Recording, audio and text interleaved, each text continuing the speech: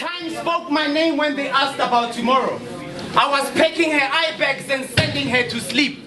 For my poetry shaped in timeless dimensions, I made it easy to figure my speech. I know of perfect symmetry, the way your eyelids snap inside of poetry. I had no reason to tell this mind to stop this hand, to stop this pen, to sink this ink, to color this page. And crossing over to a world where words are salvation and lack of poetry starvation. Quoting various verses, devoting every vein of time to vote for the poetic victory.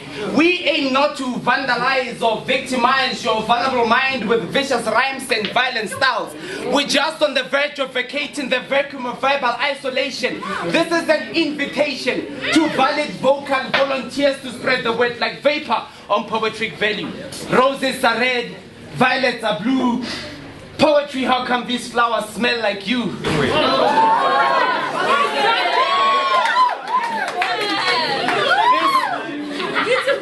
This is not magic, but vanish not like voodoo. But never have I seen a flow fast and slow like you do. I had no reason to tell this mind to stop this hand, to stop this pen, to sink this ink, to color this page.